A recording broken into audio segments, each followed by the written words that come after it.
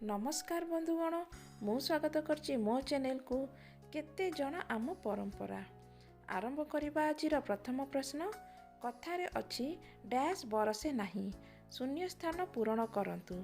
Options होछि 1 अदिनिया मेघ, 2 गरजिला मेघ, 3 घड़घड़ी मेघ, ऑप्शन 4 अश्विनर मेघ।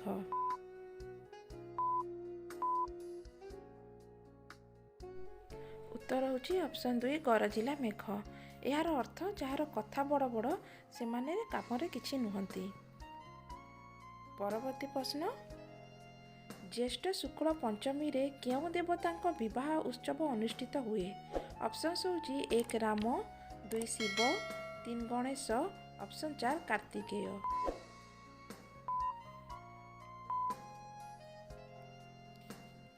उत्तर होछि ऑप्शन 2 शिव। संबलपुर में ज्येष्ठ शुक्ल पंचमी रे शिव एवं पार्वती विवाहर हुए एवं षष्ठी दिन शीतल षष्ठी नाम बड़ धरणर यात्रा होता है। परवर्ती प्रश्न दलम केउ कार्य पाई व्यवहार करा जाए। ऑप्शन होछि 1 घर तैयारी करिबा, 2 जाल बुणिबा, 3 चाष करिबा, ऑप्शन 4 पानी बोहिबा।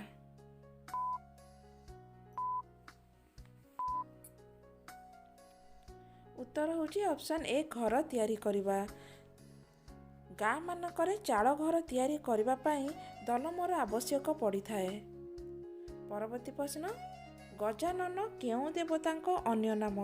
ऑप्शन होछि 1 गणेश, 2 कार्तिक, 3 इंद्र, 4 वरुण।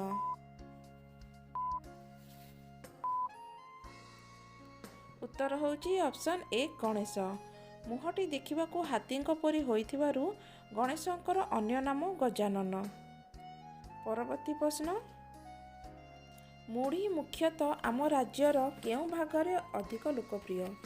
ऑप्शन होछि 1 पूर्व, 2 पश्चिम, 3 उत्तर, ऑप्शन 4 दक्षिण।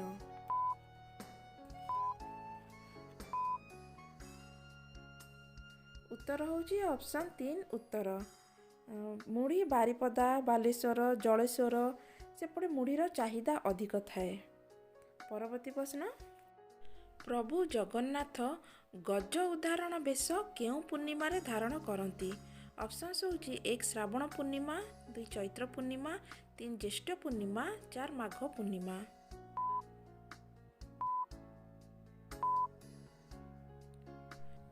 उत्तर होछि ऑप्शन 4 माघ पूर्णिमा।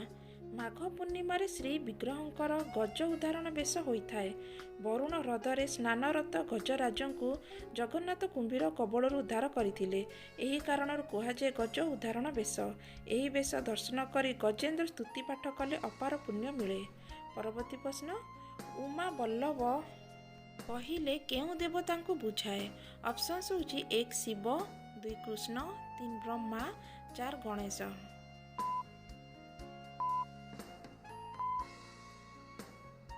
उत्तर होछि ऑप्शन 1 शिव।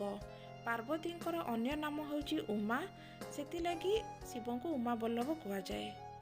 परवर्ती प्रश्न चिता लागी अमावास्या केउ मासरे पड़े। ऑप्शन होछि 1 आश्विन, 2 फाल्गुन, 3 श्रावण, 4 माघ।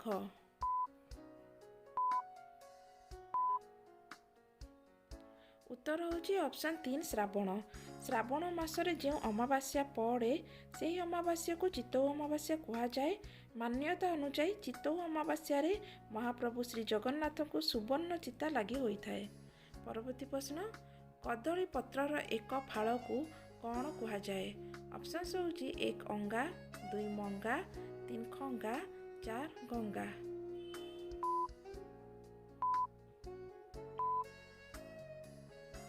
उत्तर होछि ऑप्शन 1 अंगा।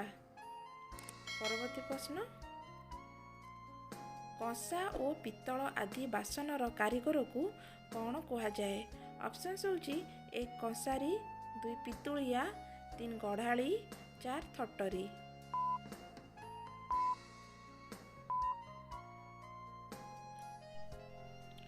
उत्तर होछि ऑप्शन 4 थटरी। कंसा और पित्तल आदि बासनर कारीगर को थटरी कहा जाए। भिडियोटी आज एतिकी। भिडियोटी भल लगे गोटे लाइक कर दिंतु एवं मो चैनल रे नुआ थिले सब्सक्राइब कर दिंतु एवं साइड रे थिबा बेल आइकन को क्लिक कर दिंतु जहाँकि मोर नेक्स्ट वीडियो रो नोटिफिकेशन पाई परिबे। धन्यवाद।